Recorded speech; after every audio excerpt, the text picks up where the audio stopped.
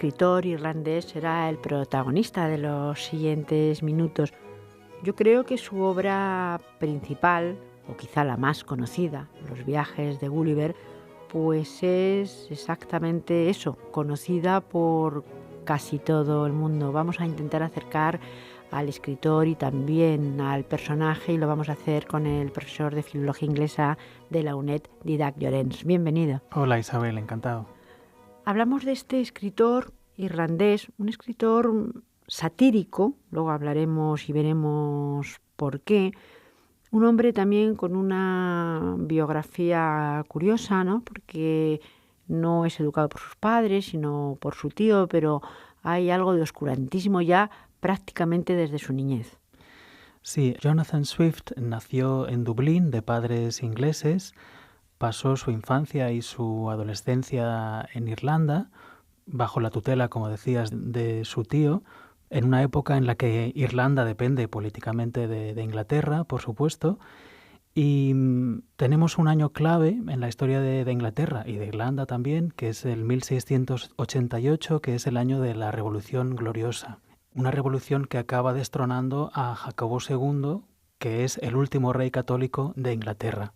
Como consecuencia de esto, Irlanda se ve sumida en una crisis política porque después de que Jacobo II fuera destronado, se persiguió el jacobitismo y el catolicismo, que por supuesto iban ligados, y uno de los lugares en los que se persiguió de manera más estricta fue, por supuesto, en Irlanda.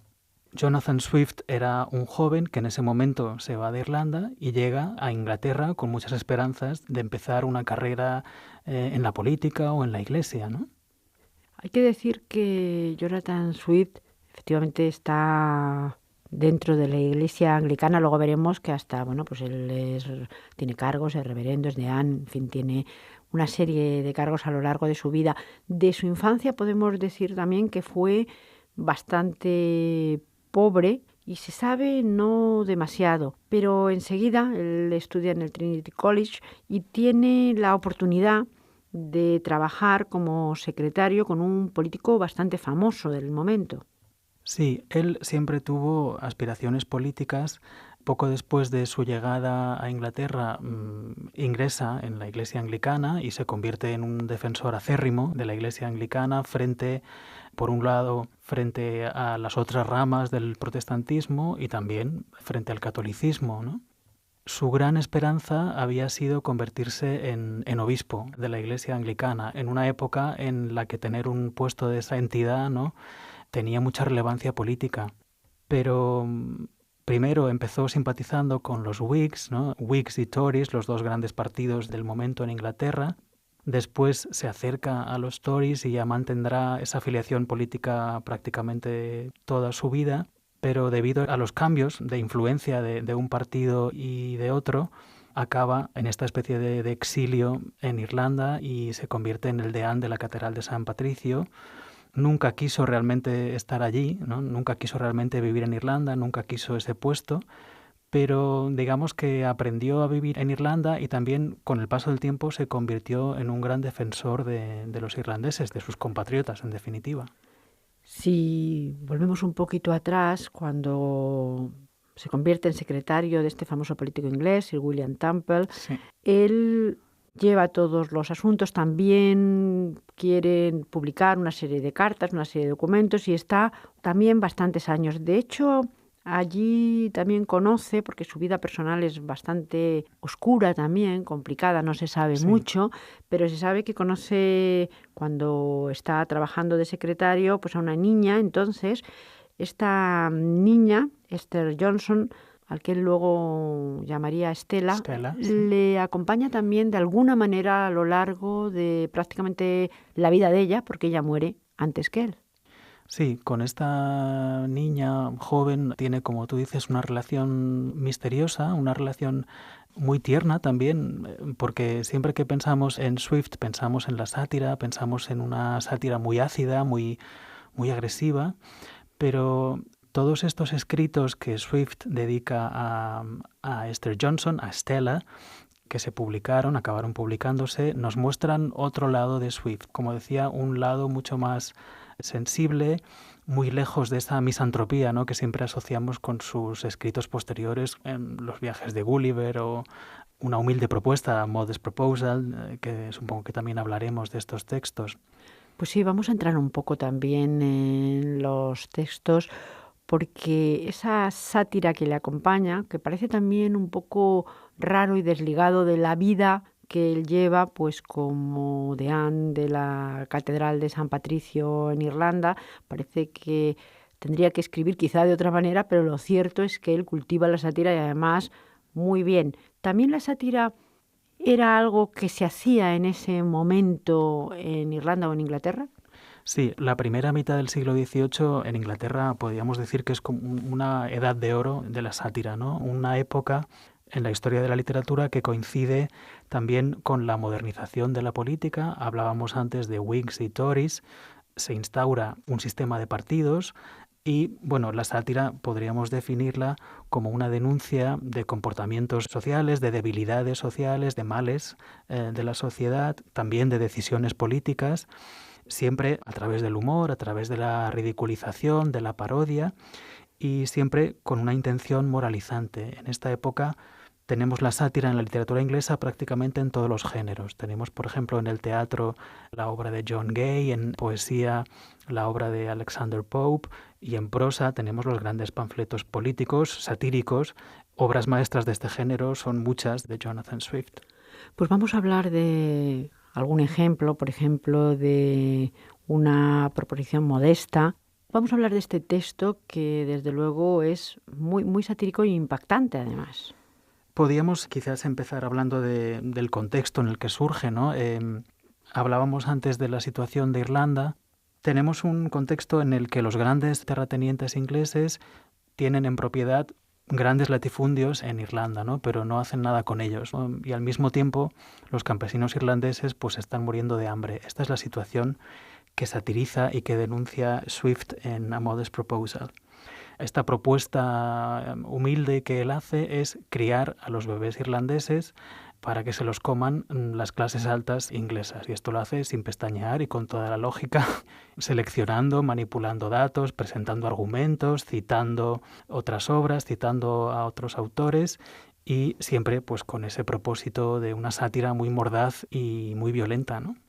¿Cómo llegaban y sobre todo cómo eran recibidos pues estos textos que eran muy duros también al leerlos, aunque estaba la sátira detrás, que podía suavizar, pero en realidad, si se leían detenidamente, tenían una dureza importante? Bueno, he dicho antes que hay una modernización de la vida política, pero también al mismo tiempo se instaura la censura, o sea que sí, muchos de estos escritos se publicaban con seudónimos, se censuraban, ¿no? Pero también es verdad que el público lector de aquella época estaba también acostumbrado a este tipo de textos y en cierta manera sí que hay una libertad que permite que todo esto se publique. Sabemos también que, por ejemplo, la reina Ana, que gobernaba en ese momento, no le gustaron nada algunos de los panfletos de Swift y también se dice que eso pudo influir en el hecho de que él acabara en Dublín, ¿no? ¿Algún otro ejemplo de algún otro texto que también pues, que convenga comentar? Sí, tenemos por ejemplo la Batalla de los Libros, que es una alegoría de la oposición o de la lucha entre la cultura antigua y la cultura moderna, y ahí Swift toma partido claramente por la cultura antigua porque él era muy escéptico, ¿no?, con todo este énfasis en su propia época con el método científico, con los descubrimientos, con el racionalismo, la ilustración. Entonces él toma partido siempre por lo clásico, ¿no? Esto sería otro texto. The Tale of a Tap sería otro. Aquí él satiriza la situación política, ¿no? Pues lo que hablábamos al principio, la oposición, las tensiones entre la Iglesia anglicana oficial, todas las diferentes sectas protestantes y el catolicismo, por supuesto. Hay una alegoría ahí, tres hermanos que representan todas estas creencias religiosas. Lo cierto es que él a lo largo de su vida siempre cultivó este tipo de género y siempre hizo este tipo de textos satíricos que curiosamente yo no sé si de alguna manera él cuando estaba ejerciendo en Irlanda ya, pues también supongo que tendría que dar sus discursos, sus charlas, también a sus fieles. ¿En este aspecto es conocido también? La verdad es que no. Yo creo que la reputación literaria de Swift descansa claramente en todos estos textos y en su uso de la sátira, porque como decíamos es un reflejo de su tiempo. Se ha dicho ya aquí, aunque sea de pasada, que el autor, que Jonathan Swift, era un misántropo. ¿En qué sentido? Bueno, él en una carta dirigida a otro escritor, a Alexander Pope, él niega que el ser humano sea un animal racional. Entonces él dice que el ser humano es un animal capaz de razonar, que no es lo mismo que ser un animal racional. Además lo dice en latín animal rationis capax, el ser humano es un animal rationis capax, y a causa de todas esas debilidades que él achaca al ser humano, sus buenos propósitos se ven frustrados. Entonces eso a Swift le provoca una mezcla entre tristeza e indignación. Y de ahí deriva su misantropía que vemos en muchas de sus obras. Hay que decir, hemos dejado su vida, digamos, sentimental, porque verdaderamente no se conoce demasiado, excepto el paso de Stella, que muere en 1728, y lo que sí sabemos es que le produce una depresión muy, muy severa. Sí. Pero hay otra mujer también en su vida, otra Esther. Esther Vanumeri, a la cual dedica también otro libro de poemas, de poesía amorosa, que se llama Cadenus and Vanessa. Hay que decir, y esto me llama también mucho la atención, que Vanessa pues es justamente el nombre que ahora nos parece tan conocido, pero es de la unión del apellido, Van, cogiendo esta sílaba del apellido, y es de Esther, y de ahí surge Vanessa. Es decir, no había ningún registro anterior de este nombre de Vanessa hasta que el propio Jonathan Swift hiciera este escrito dedicado a ella y, bueno, creara el nombre. De hecho, es un neologismo, es curioso. Sí. Yo creo que podemos ir a su gran obra, Los viajes de Gulliver, que también aquí resulta curioso porque verdaderamente parece que es una de las críticas pues, más impactantes que se han hecho contra la sociedad y también contra la propia condición humana, y sin embargo, pues es un libro que se ha visto como un libro casi juvenil o que todos de jóvenes pues nos hemos acercado a él y hemos leído. También se ha llevado al cine y también dentro y en esta vereda y en este sentido. Sí, es un libro que tiene un componente muy grande de fantasía, ¿no? Y quizás por eso siempre ha gustado mucho a los niños, pero como tú apuntabas, es también una gran alegoría política del tiempo en el que vivió Swift, un libro que podríamos definir como un romance filosófico, porque realmente tampoco es una novela, y en realidad es una parodia de las novelas que en ese momento se estaban leyendo en Inglaterra. Se puede considerar que es una parodia del Robinson Crusoe de Defoe, un libro dividido en 4 partes, en 4 libros. Si te parece, podemos hablar de estos libros. Vamos a entrar en el libro también un poco en el argumento. Sabemos que quizá el argumento sea bastante conocido, pero para poder ver de qué manera trataba el autor y de qué manera hacía esta sátira, pues yo creo que es bueno ir un poco desgranando cómo es el libro. Sí, pues bueno, tenemos en el libro 1, decimos libro, pero realmente es una parte de una misma obra, ¿no? El libro 1 es quizá el más conocido, es el viaje a Lilliput.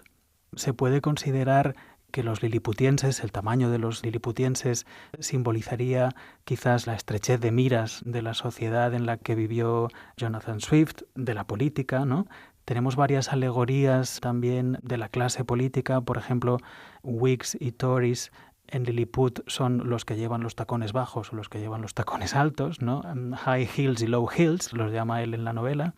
También hay otra alegoría de las tensiones religiosas entre protestantes y católicos, y esto él lo alegoriza en una polémica totalmente absurda que tienen 2 grupos de Lilliput que no se ponen de acuerdo en qué es mejor, si romper el huevo por la parte de arriba o romperlo por la parte de abajo. Entonces él los llama the big Endians o the low Endians. Entonces unos son los anglicanos y los otros son todos los demás. Este sería, resumiendo, la esencia del viaje a Lilliput. Hay una segunda parte, ya hemos dicho que son 4. Después el segundo, el viaje a Brobdingnag, en el que los habitantes pues, son gigantes, ¿no? Como los oyentes sabrán. Aquí lo que hace Jonathan Swift es hacer una descripción satírica de la sociedad inglesa, de todos los aspectos de la sociedad inglesa, desde la política a la ciencia, el sistema judicial, etc. Y todo esto se lo cuenta al rey de Brobdingnag. Entonces el rey está absolutamente escandalizado y acaba diciendo que nunca ha oído una descripción semejante de una raza tan despreciable como la que está describiendo Gulliver en este segundo libro.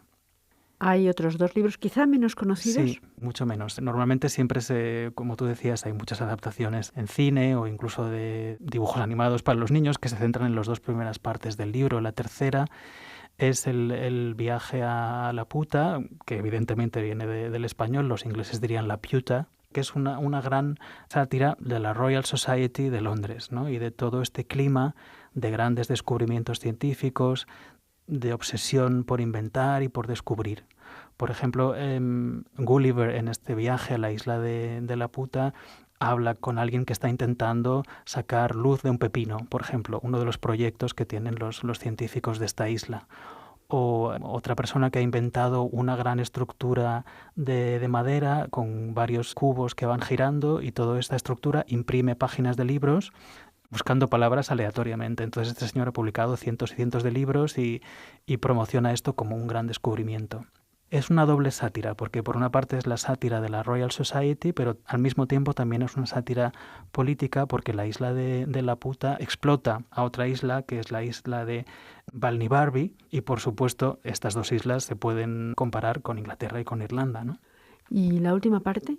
La última parte es el viaje que Gulliver hace al país de los Houyhnhnms. Los Houyhnhnms, que son unos caballos muy civilizados, como una raza superior, y que tienen sometidos a los Yahoos, que son seres de apariencia humana, pero que son seres bestializados y por civilizar. Entonces, a raíz de ese viaje que Gulliver hace al país de los Houyhnhnms, pues bueno, la conclusión es que él no puede ya nunca más tolerar el trato con los Yahoos, que en definitiva son los humanos. Él vuelve a su casa y ya no rechaza un poco el trato de los humanos y se encierra en su establo con sus caballos. Desde aquí hemos intentado acercar la figura de Jonathan Swift a todos los oyentes. Para terminar, ¿cuál es la importancia de este escritor?